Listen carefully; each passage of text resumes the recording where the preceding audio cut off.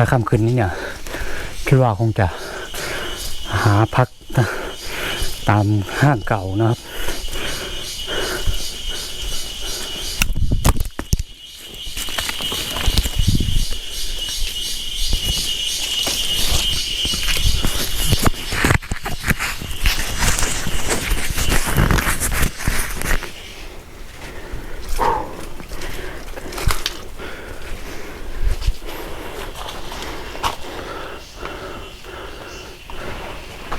หลังจากที่หน้าฝนกำลังจะผ่านไปเนี่ยป่านี้ก็รกพอสมควรนะครับซึ่งจะเตียนอยู่แค่ตรงบริเวณเส้นทางนะครับคิดว่าคงไม่น่ามีใครเข้ามาเลย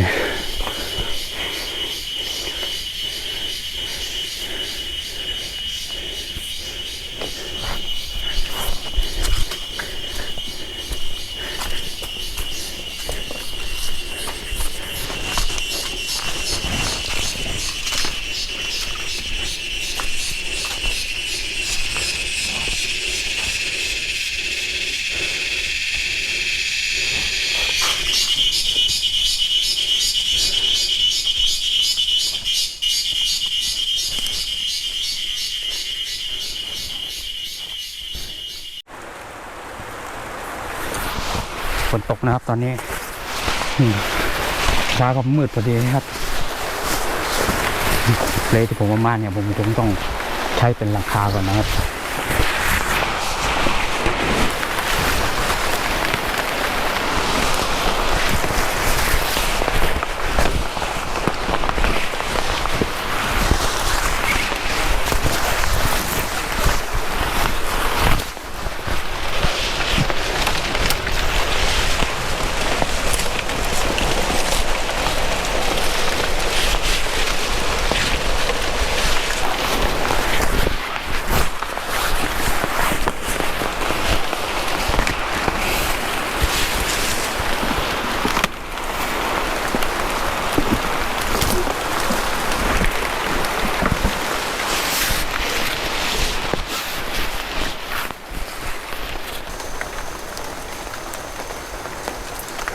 ใกล้จะมืดสนิทนะผมเริ่ม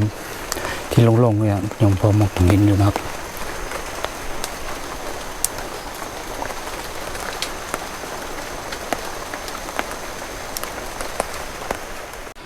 ครับและเนื่องจากช่วงนี้สภาพอากาศแปรปรวนแปรนะครับ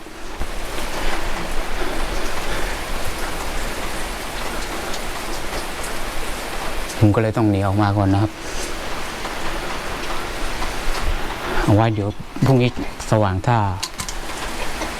ฝนหยุดแล้วเนี่ยค่อยไปถ่ายดูนะครับว่าเป็นยังไงบ้างครับ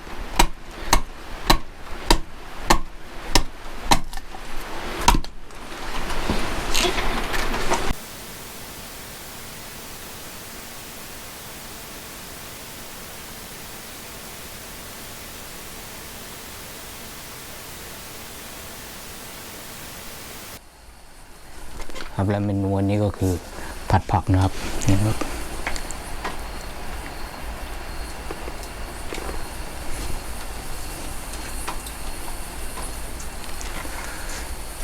ซึ่งอยู่ในไร่ในป่าในไร่อย่างนี้นะครับก็ไม่มีอะไรมากมายนะครับเช้าก็กินผัดฟักนะครับเย็นก็กินฟักผัดนะครับ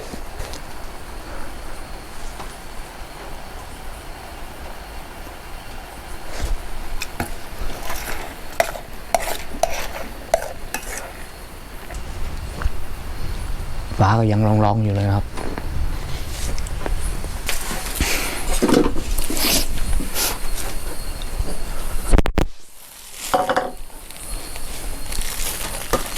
เมื่อกี้ผมก็ห่อข้าวไว้นะครับแต่พอดีว่าไม่ทันได้กินเลย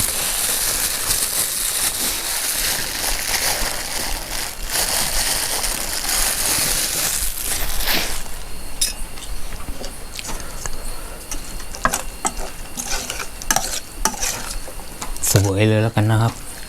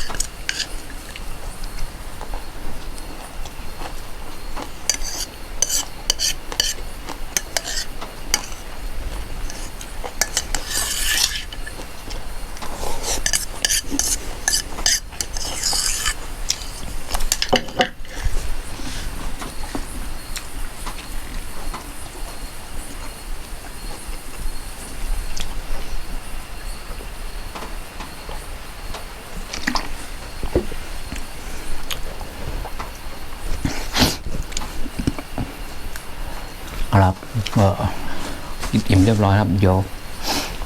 จะลองไปถ่ายบริเวณรอบๆกระท่อมให้ดูนะครับ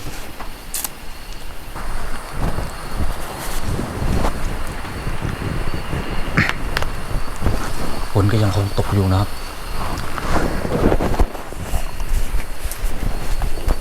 ผลไม้ตัวนี้เนี่ยแปลกๆนะครับ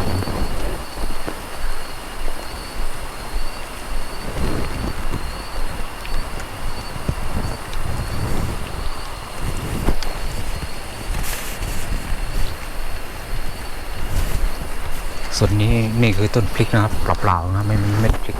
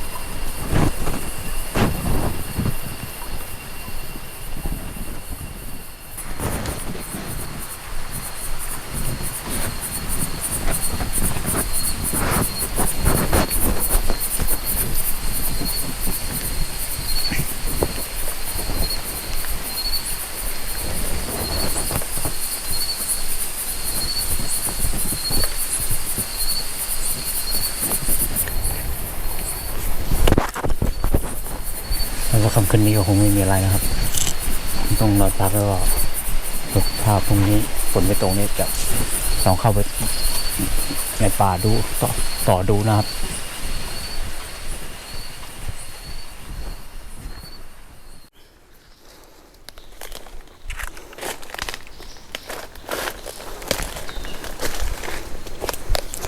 เช้าวันใหม่นะครับฝนก็ไล่ตามติดๆเข้าป่าปุ๊บฝนตกปั๊บ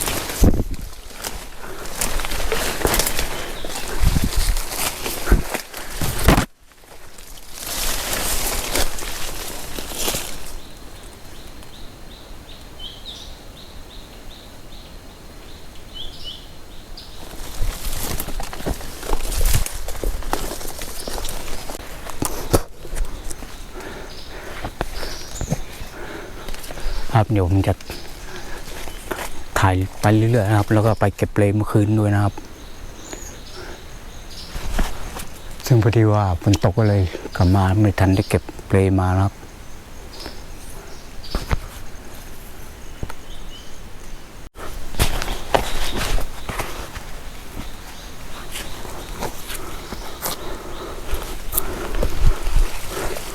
รกพอสมควรนะครับ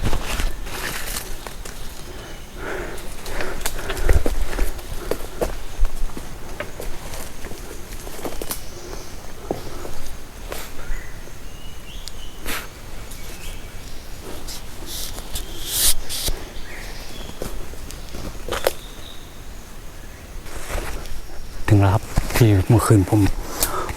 เอาเปลกลางกันฝนนะครับทำเป็นหลังคานะครับแต่พอดีว่าฝนหนักเกินไปไม่อยู่ก็เลยต้องหนี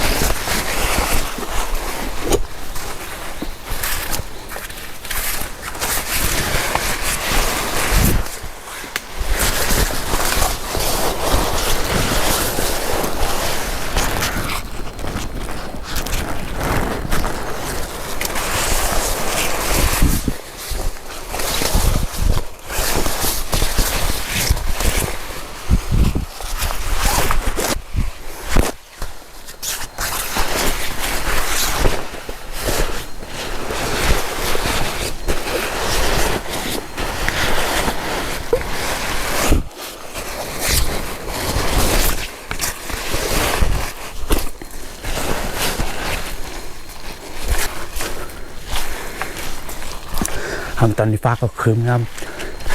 ฝนก็คงจะตกอีกตามเคยนะครับ